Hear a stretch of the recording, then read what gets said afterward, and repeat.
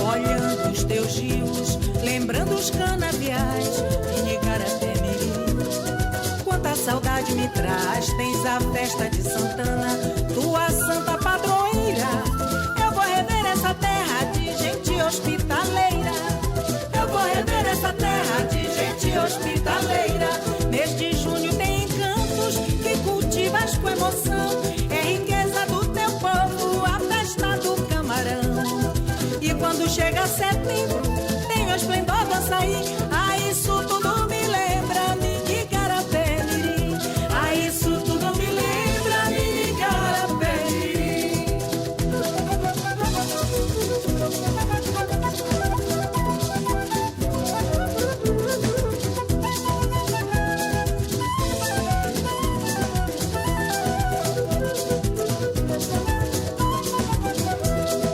Rio Meru, que saudade dali da Vila Martins. Os banhos em tuas águas trazem lembranças sem fins. Vendo botos flutuando, atendendo os assovios.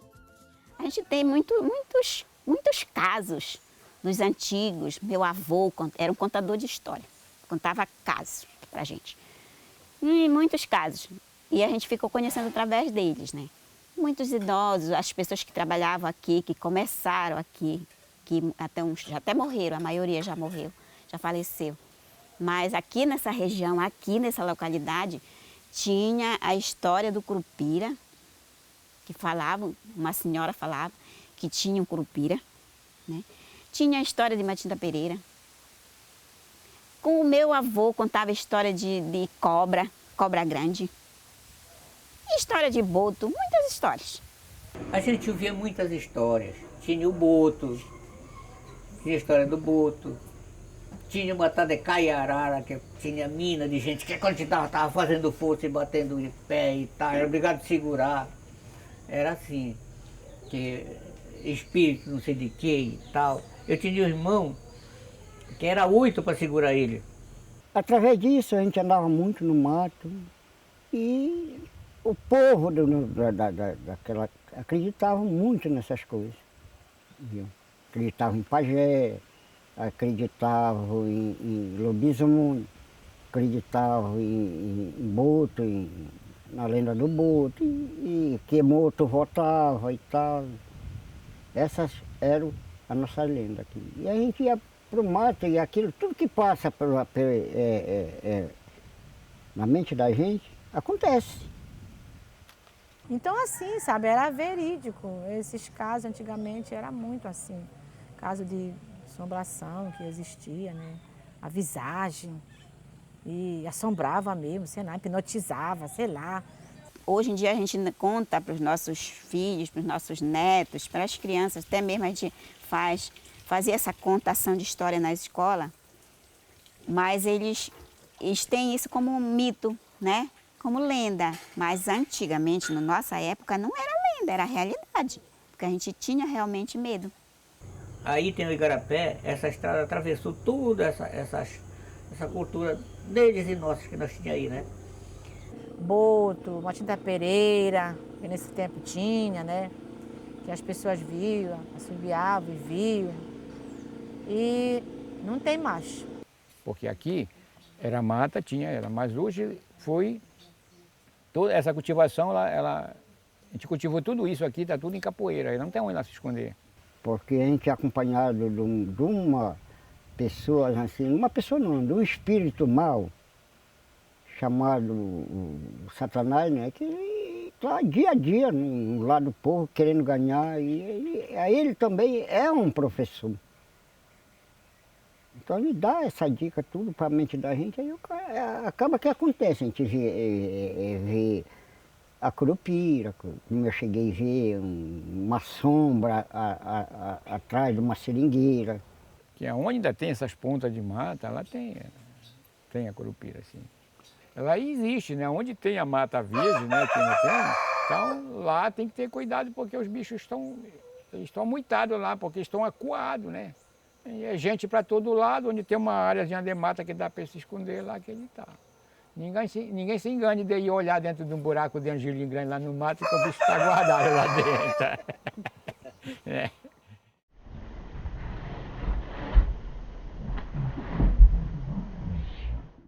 Nessa época, em 60, 65 para 70, nós trabalhávamos aqui, só que era uma mata soturna, não é como agora, não. Isso é que antigamente você vinha para cá, não era só um, não.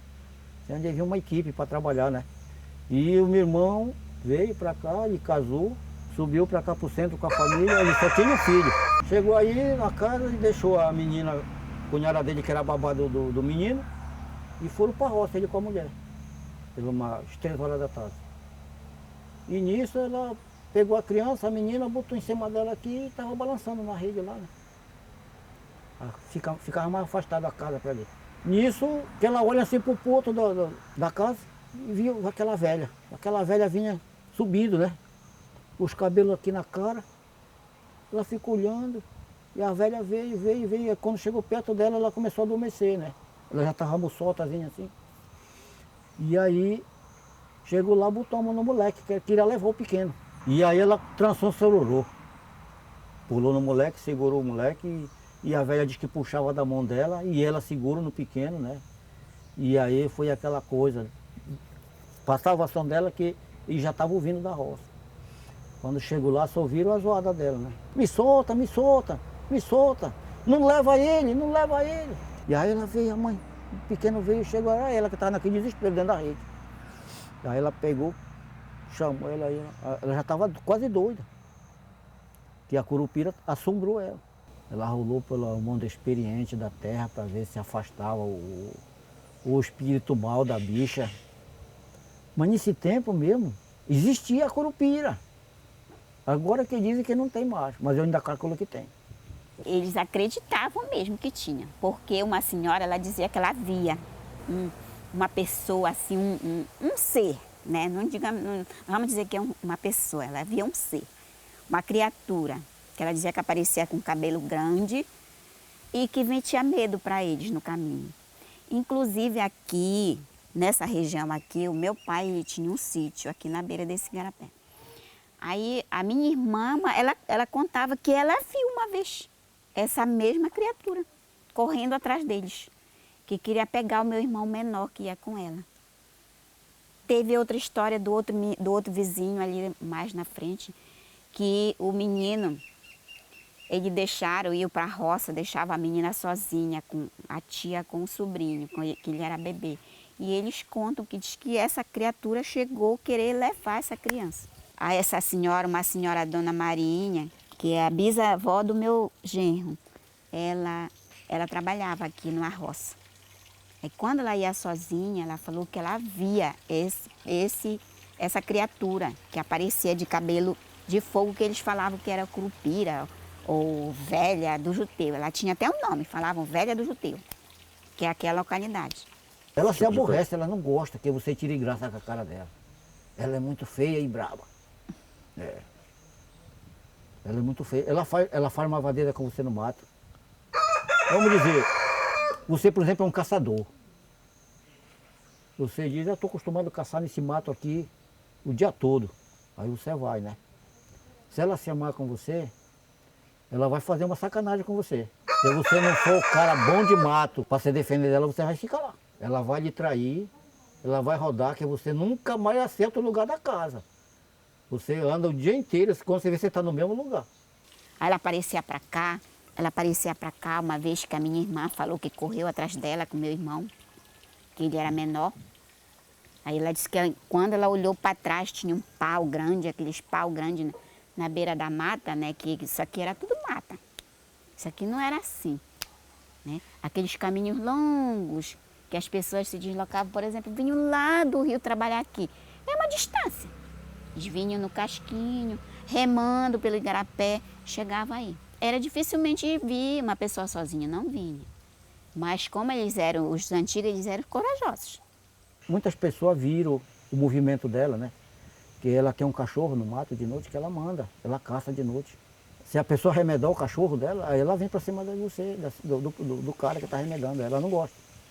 A gente escuta, deixa ela passar e deixa ela ir embora, porque ela não mexe.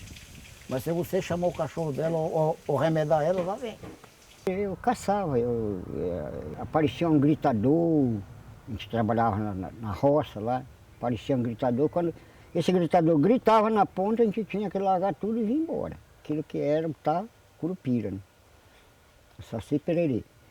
Bom, esse saci-pererê, viu lá nesse belo dia, eu vinha caçando com meus cachorros acuaram assim, eu vinha mais atrasado assim, a água estava meio grande dentro do mato, tinha em cima da picada uma seringueira, esta seringueira, você representou atrás dela aquela forma, aquela sombra, exatamente.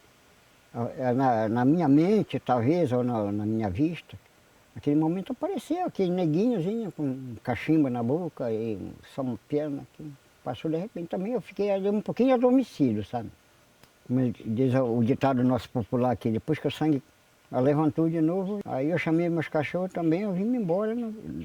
Eu vi essa lenda, mas que existe, existe. Eu tenho um amigo, um colega meu, que mora aqui na margem do rio Meru, lá mais em cima, e ele trabalha aí ele tem um sítio aí no Igarapé que chama Santo Antônio, né? E um dia ele vai para lá pro sítio dele, e ele também trabalha com madeira, né? Aí tá, ele foi à procura de uma madeira lá numa estrada já cultivada de madeira. Aí ele sai para um lado e o menino atrás dele, o rapazinho tinha assim uma faixa de uns 14 anos. E ele agarrou, o que ele faz? Já era umas 9 horas da manhã, ele olha assim, pareceu uma árvore, ele disse, aquela é a árvore do pau que eles estão procurando, né? Aí quando ele chega lá, perto do pau, ele já enxerga a outra mais na frente. Aí ele vai atrás daquela outra. Chega lá na frente, ele já olha a outra mais na frente, que ele estava procurando toda a manhã toda, não tinha encontrado numa árvore, e naquela hora ele estava encontrando. Aí foi caminhando, aí tá, chegou lá, ele parou, olhou, enxergou o pai dele lá na frente. Ele agarrou e seguiu, né? Aí andava, ele olhava o pai dele mais na frente.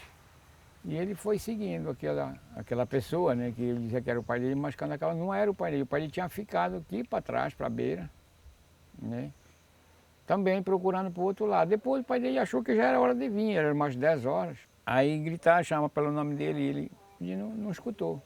Aí foi embora aqui, andou, quando já deu, assim, pelo mais 11 horas do dia, ele seguindo. Só que a sorte dele é que eles tinham uma cachorrinha, né, que estava com ele. E a cachorrinha não seguiu o pai dele, seguiu ele. E o pai dele, quando passou das 11 horas do dia, aí, que ele não viu ele, começou a gritar, né, a xamã, mas ele não ouviu mais.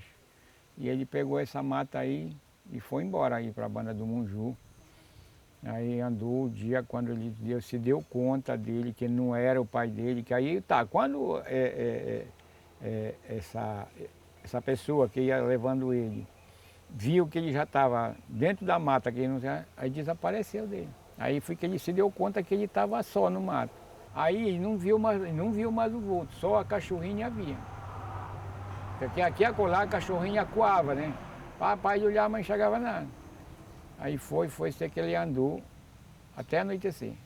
E o pai dele voltou para casa depois do meio-dia, veio chamar a gente e se reuniram para lá, para mais de 15 homens no mato procurando ele e não encontraram. Aí só que ele varou numa tapera velha, onde tinha uma tábua velha, lá ele passou a noite, né? E a cachorrinha coava, né? Ele via que tinha alguma coisa que vinha próximo dele que a cachorrinha coava. E ela não deixou o bicho se aproximar dele. Aí ele passou a noite, quando foi de manhã, ele continuou a viagem. Mas aí ele já está consciente que ele está perdido, né? Aí ele começou a andar a procurar algum rumo para ele varar. Justamente foi até que ele varou numa cabeceira do Igarapé que vinha do Munju. Aí baixou para baixo, beirando esse Igarapé, até encontrou uma pessoa que levou ele para casa dele, lá para o Munju. E ele passou um mês e pouco que ele estava assim, meio perturbado, né? Aí foram procurar um curador, né? Para benzer ele e tal, para ele endireitar. Mas até hoje ele me disse um tempo desse aí, que ele ainda não está, ele não tem, ainda tem aquele susto, né? Aquele medo. Aquela coisa. Então existe a curupira aí, né? E não está longe de nós. Nós estávamos numa turma de madeira no mato aí, nós éramos um bocado, nós éramos mais de 15 pessoas, paradas num barraco assim. E lá onde nós estávamos no mato, toda a noite a curupira gritava assim para a banda dos piri aí, mandando cachorro, a gente escutava, olha a curupira. 7 horas, 8 horas ela estava gritando. Aí eu tinha um parceiro lá, um amigo, que ele era muito péssimo, ele começou a arremedar ela. Começou a gritar com a curupira. Filha da mãe, vem pra cá, nós vamos te dar um tiro na tua cara, não sei o quê, matar teu cachorro. E a curupira veio gritando, para perto do barraco nosso, né? Ela veio gritando. E ele estava no meio de nós, o cara lá, e ele disse, não, aquela não vem. E tinha um senhor lá, era mais velho do que todos nós. Ele tinha uma experiência que ele era meio pagelado, sei lá, pegava santo. E aí ele estava lá sentado em cima de um touro de pau lá. Aí, minha senhora, essa curupira veio para nós julgar da casa mesmo, viu? Porque quando ela vinha chegando mais para perto, aí a gente começou a emurecer. Aí, ó, tá vendo lá? Agora ela vem. E aí veio esse velho sentado lá em cima do pau. Eu calculo que quando ele viu que ela vinha para nós julgar da casa, ele fez lá, mexeu com os pauzinhos dele lá. E aí ela veio até próximo assim. E aí ele pegou, foi embora lá pro mato, pro rumo que ela vinha gritando, esse senhor. Foi embora, pegou um ramalhinho, porque tinha sangue, foi embora para lá. Aí ele que foi para lá, não demorou, ela começou a gritar, já ia gritando mais para longe. Ele assustou ela foi embora. E aí sumiu o grito dela. Tá? Aí ele veio de lá, chamou nós e falou, disse, olha, de hoje em diante, vocês não mexem com quem vocês não conhecem. Que se eu não estivesse aqui, vocês iam dormir tudo dentro do mato, tudo doido. Porque essa curupira ia botar vocês para correr, ela ia tocar fogo na casa. Vocês não fazem mais isso aqui no mato. Tem pessoas que contam que lá onde é a cooperativa, lá para a estrada, tinha uma curupira, uma velha, né? E essa velha morava lá. E era assim, era um tipo de uma visão, de uma visagem que ia. Então ainda era assim, mata virgem, mata fechada, não era como agora que tem estrada, moradores, mas não era tudo. E o pessoal trabalhava, né? Minha mãe trabalhava na roça, meus tios. Só era mesmo o caminho da farinha, da casa da farinha e a roça. Não era tudo. E o pessoal trabalhava, né? Minha mãe trabalhava na roça, meus tios. Só era mesmo o caminho da farinha, da casa da farinha e a roça. A mãe do mato que se chama, né? Que é Saci Pererê, né? Saci Pererê de Ministro Mato. E nós temos uma companheira, eu tenho uma companheira aqui, que a gente é amigo de infância, amigo de trabalho, já trabalhamos muito tempo juntos. E ele já viu também esse assombramento de grito à noite, né? Inclusive nós trabalhávamos numa madeira aí para cá, para beira dessa estrada aqui, na época, que não tinha essa estrada. E se manifestou para nós, por 24 anos que nós estávamos embaixo de um barracão lá, né? Passou gritando, ainda mais, né? A gente, você sabe, quando tem mais uma porção de homens, assim, coisa. Aí fizemos um bebê lá, e que quando nós demos, ele estava quase gritando quase embaixo da casa com nós, que nós ficamos sem ação, né? Aí um senhor que era mais idoso disse, olha, não mexa com quem vocês não sabem. Meu irmão conta o que aconteceu com o filho dele, né, que ela ia levando. Eles foram para a roça. Ela deixou a irmã dela, também mocinha de 12 anos, com o bebê dele de 2 anos. E eles ficaram na casa da farinha, né? Tá. Aí eles foram tirar mandioca, botar mandioca lá. Né? Aí ela viu, né? É que ela olhou assim, ela viu, ela vinha, aquela velha vinha, né? Atravessou lá o igarapé. Aí veio aquela velha, ela ficou olhando e veio. Aí quando chegou lá, entrou lá embaixo do retiro dele lá, chegou lá e disse, me dá o menino. Ela disse, não dou o menino, não dou, porque é da mana. se eu for dar ele, a mana vai brigar comigo, eu não posso dar. Segurava ele, eu não posso dar. Não, me dá ele, só um instantinho, me dá ele. Não, eu não dou. Aí segurava. Aí ele veio, né, trazer a mandioca no paneiro que eles carregavam.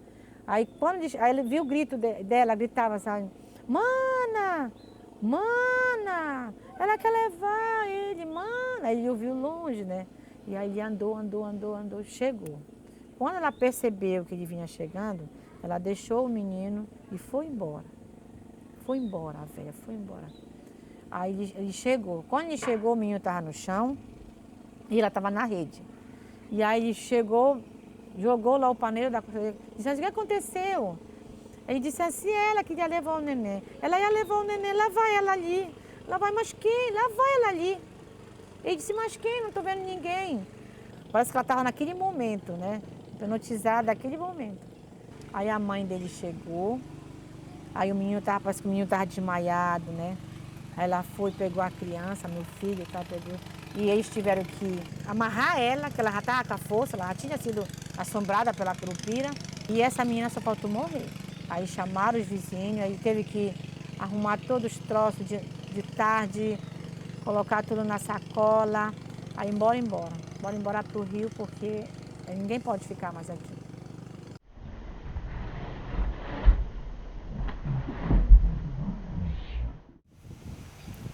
O boto no rio, nesse tempo que eu morava lá no rio, você morava lá, tinha até mais o boto no rio. Olhava, ele buiava de dia, bufava por lá pelo rio, passava, ninguém ligava. Esse a gente abusava dele. Não, só tu subir aqui eu te dou um tiro, não sei o quê. Né? Aí, mas o boto, ele era muito saliente. Ele vira, o boto homem, ele vira homem mesmo. E a bota mulher, ela vira mulher também. Ela se transforma numa mulher bonita. E o boto também se transforma num homem. O pessoal contava que teve uma festa num lugar aí pra cima, o boto chegou lá, tá, subiu, muito bonito, ele só veste roupa branca, né? Tipo médico, calça e camisa branca. Aí foi pra dentro da sala e pegou lá uma menina bacana e tal, e começou a dançar com ela. Aí quando tava pra banda madrugada já e tal, que ele viu que não podia amanhecer lá e ele desapareceu, né? E a moça ficou doida por causa dele, né? Terminou a festa, foram embora para suas casas. Quando fui de noite, ele foi lá, na casa da moça. E aí, eles estavam dormindo, ele entrou. Foi lá no quarto, bateu com a moça, lá onde ela estava dormindo. E quando ela deu, o cara estava lá, o rapaz. Ela foi ficando pensativa no rapaz e foi endoidando, que era ele que estava fazendo lá endoidar, o boto. Aí o pai dela pegou, ele nunca viu o rapaz, ele não via, ele subia escondido, lá é boto, né? Aí ele foi notando uma filha e tal, foi, chamou um experiente lá e ele falou assim, olha, a sua filha não está namorando com nenhum rapaz que você conheça assim, é um boto que está acabando com a vida dela. E aí foi que esse senhor foi que deu um jeito e separou ele, senão ele ia matar ela. A gente, quando era mocinha, morava na beira do rio. E a gente tinha medo, a gente não andava no rio quando estava menstruada. Porque ele percebia. Aí se aproximava. E à noite, ele sabia quando tinha uma moça menstruada na casa. Aí ele ia lá. Meter medo e ficava fazendo... Uma vez eu escutei um barulho assim, parece que batia um pau assim. Atrás da casa. Era um boto. Ver eu nunca vi. Mas eu escutava barulho e eu tinha medo. E nada que fizesse eu descer no rio menstruada, não ia. Eu tinha uma prima lá, a gente estava lá em casa e tal. Aí quando nós demos, ela pulou lá e tal. Segura ela, o que é e tal. Mais 7 horas da noite. Segura ela e tal. Aí quando passou aqui, pede uma água, bebe. O que é isso? Rapaz, tinha um homem sentado ali no casco, né, na canoa, né? Sentado na canoa, estava fumando um cigarro. Rapaz, sei lá o que é isso. Aí era o boto, diziam que era o boto, né? Nesse tempo não era lenda, era verdade. Via-se ele, via-se aquele homem. Aí saía nas casas, né? principalmente quando as moças, né, estavam no tempo de menstruação, aí não podia. Aí era muito comum, não era lenda na época, era coisa verdade. E se não tivesse quem fosse prestar atenção, acudir aquela moça, ele fazia mesmo o que ele queria. Como aconteceu uma vez, eu já estava menina de 10 anos, mas eu me lembro, né, que a minha irmã, nós passamos uma noite de terror, né, que ele saiu mesmo, né, ele se virava em homem, chegava no porto, ele era peixe, né, mas quando era para sair, figura de homem, saía na casa para mexer com as moças. Inclusive com nós aconteceu, a minha irmã era já de 18 anos e eu era menina, aí estava eu, ela e 2 meninos só. Mamãe deixou nós e nós ficamos na casa, né. Quando foi de noite, aconteceu essa cena, né. Se não fosse o nosso vizinho, que a gente gritou e ele veio, mas mesmo assim, quando ele veio, né, a ponte da casa da mamãe era lá, muito lá fora, de madeira, e ele viu, ele correu e se jogar na água. A mulher, a bota mulher, sexo feminina, ela é bota, ela não mexe com ninguém. Também ela só tem filho em terra. Ela não existe, boto não coloca, não tem filho no mar. Mas ela não se transforma em nada, ela é o peixe. Já o masculino não, ele se transforma em pessoas. Diz a nossa lenda. Né? E eu acredito até que sim, porque comigo já aconteceu, na minha casa já aconteceu. De eu dar um tiro atrás de um. E dava de subir um cara lá, fazer um movimento, aí ele não se criou muito lá por causa dos cachorros que eu tinha dentro da casa. Né? Eu vi o cara encostar em forma de casco, de remo, remando. E com a espingarda dentro da rede, em cima do peito, eu já em punho. Né? Eu observei que enxerguei aquele cara tudo de branco. Eu puxei pela espingarda e atirei. Aí eu só vi o pulo dele dentro da água. Frechou para o outro lado do rio. Com os 8 dias ele estava morto lá na boca do rio chamado Cagi. Foi. Pegou em cima do peito dele. E eu atirei uma pessoa. Por isso que eu acredito. Porque tem várias lendas do boto, né? Muitos contam do jeito. Né? Mas comigo aconteceu assim.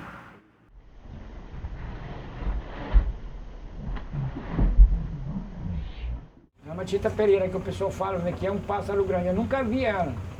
Só que uma noite eu venho da piraqueira, que eu gostava de caçar de noite. Aí quando eu varei na boca do igarapé, eu venho vindo, mas estava clara a noite, bonita, né? Aí eu vi o assobio dela, para trás, lá para cima. Ah, rapaz, lá vem a matita. E não é que quando eu venho vindo, que quando eu vi aquele pássaro vem voando, eu passo perto da minha cabeça, foi embora, veio embora para baixo, na minha frente. Aí eu digo, é a matita pereira, rapaz, só que eu não vi, né? Mas um pássaro muito grande, pesado, que o bicho levantava a voz, digo. Aí quando eu passou de mim, com uns 5 minutos, eu vi a subir aqui para baixo, eu digo, tu ganhaste que eu não... O caso da matita pereira, a gente escutava assim. Eles falam assim, ela fiangava, né? Ela fiangava, matita pereira, ela fala, parece que aquele som saía nítido. E por isso que dava medo, a gente arrepiava tudinho e já corria. Era verdade. Meu avô contava essa história. Ele contou uma história de uma má velha que virava matita pereira. Ele chamava assim retiro, né? Para isso, para os sítios antigos. Eles falaram lá no meu retiro, que era lá no local do trabalho deles. E ele contava que uma vez ele foi levar comida para uma senhora que morava sozinha nesse sítio. Quando ele chegou lá, ela estava dançando, banando a saia e assobiando matita pereira. Aí ele só deixou a comida e olha, voltou e correu. Isso ele conta que aconteceu com ele. Olha, eu tinha um senhor já idoso, avô da minha esposa aí, ele contava muito caso, né? E ele contou um caso para mim uma vez. Eu disse, era Inácio o nome dele. Eu digo, tio Inácio, você já viu uma matita pereira? Porque eu vejo só subiu dela, né? Mas ainda não me avisei. Olha, uma ocasião, a mãe dele mandou ele na casa de uma vizinha dele lá, ver um pouco de sal, né? Esse tempo de emprestar, mas não, fulano me emprestar uma farinha, me emprestar um sal, agora será coisa... Aí foi ele e o outro menino, né? Quando chegaram lá no porto da casa, então a casa ficava assim, meio em terra, assim, uns 20 metros em terra. O porto era limpo, era areia, assim. Aí encostaram aquele, olharam lá, diz que a velha estava lá, né, no terreiro. Né, a dita velha que eles iam ver o sal. Aí, que quando ele deu, diz que a velha disse que só ficam fazendo assim. Tá. Aí pararam lá, ficaram olhando, né? Olha, rapaz, não. Que é aquela velha, será que tá dando um negócio nela e tal? Aí, tá, em música, deu um pouco mais, ela, bateu asa aí. Foram lá em terra, chegaram, não tinha ninguém. E voltaram e falaram para a mãe deles, olha, cadê o sal? Não estou, porque a tia fulana estava lá, ele falou o nome dela, né? E voou, estava lá, dizia que estava dando um negócio nela, ela voou, subiu com uma rapaz. Aí a velha se calou, disse, falou lá para ele. Antes, os velhos, eles não conheciam como lenda. Eles achavam que aquilo era realidade. E eu, de forma nenhuma, não digo o contrário.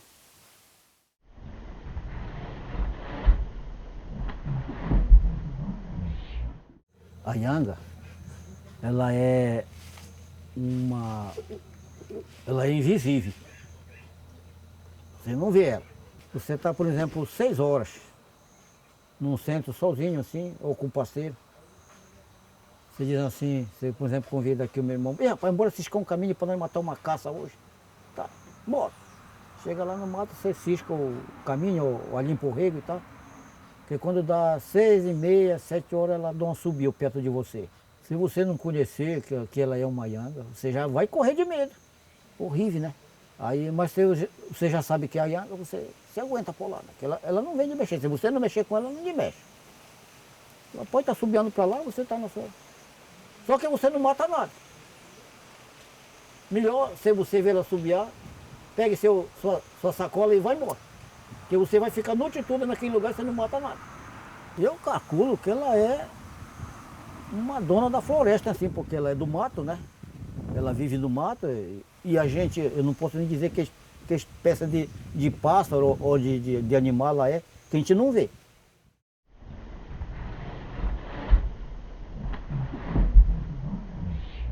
Nessa época eu não sei porque existia muito essas coisas, viu? Tinha medo que morava aí um sapo. Ela dizia que era um sapo. Um sapo muito grande, aquele sapo. Aí caía um pau lá atrás. Quando a árvore vira com a raiz, ela deixa aquele... E uma vez ela foi para lá, ficava próximo do banheiro. Aí o sapo olhou para ela. Quando ela veio de lá, ela veio com medo do sapo que ela tinha visto, né? E quando foi de noite, ela começou a pular. O sapo aí incorporava nela. Era uma coisa horrível. E aí começou, agora já não é mais a Graça, já é a Celina. A Celina que já está pulando aí. Era assim que acontecia com as pessoas. Aí tinha que vir um pajé, né? Para fazer aquela bancada, o nome era bancada, de noite. Vinha fazer aquele serviço para ensinar o remédio, né? Para ficar boa.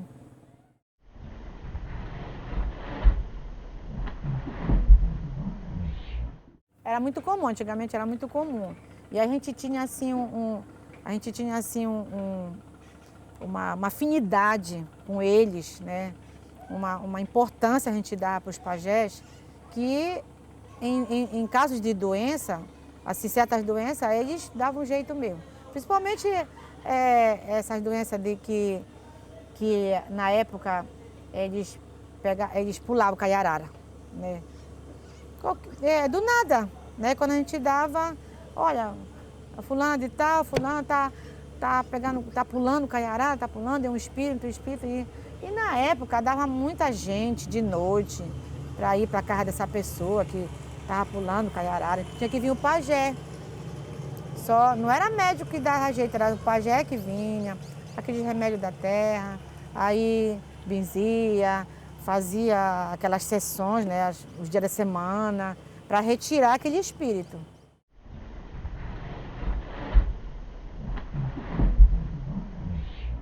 Era uma tal de caiarara, uma coisa que dava. Chamava caiarara, não sei o que é, Graciano, isso. Olha, eu entendia que isso era um espírito, né, que entrava na pessoa, que tinha muita força, aí lá, você batia. Você batia tudo e era assim. Era que eles ficavam possuídos de um espírito. A minha cunhada, hoje ela já é falecida, ela morava aqui. Ela contou para mim que quando começou foi assim. Ela estava sonhando, tinha aquela roda, né? Tinha um bocado de pessoa naquela roda brincando. Seranda, serandinha, vamos todos serandar, vamos dar a meia volta, no sonho dela. Aí tinha um que dizia assim, puxa ela pra cá. Aí ela dormindo no sonho dela, né? Seranda, serandinha. Aí um deles puxa ela pra cá.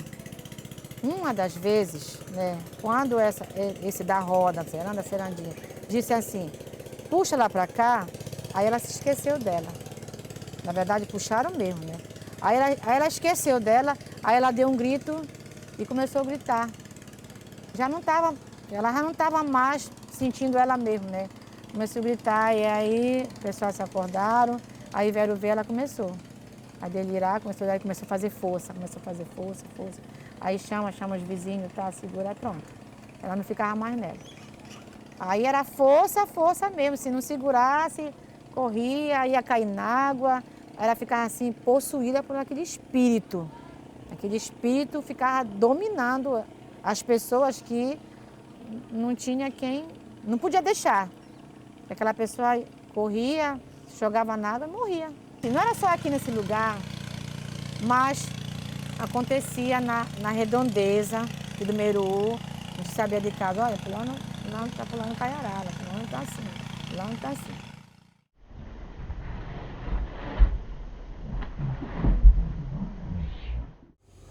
E aquele tempo era pouca gente, tinha muita caça. E ele tem um Inajá, né? Inajá que caça come muito, Inajá.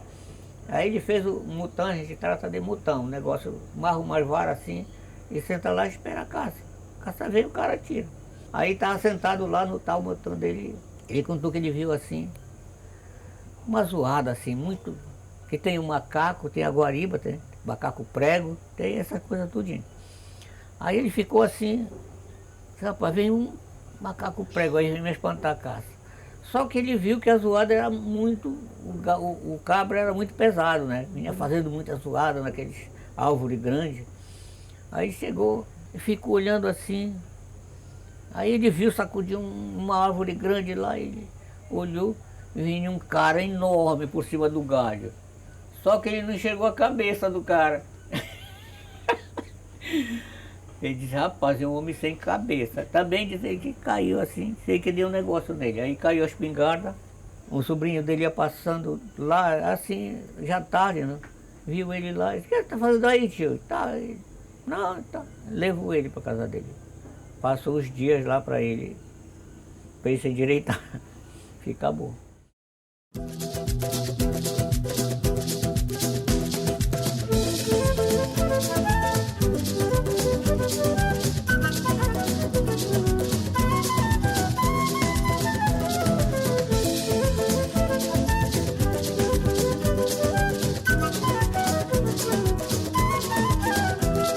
Olhando os teus rios, lembrando os canaviais de Nigaratemeri.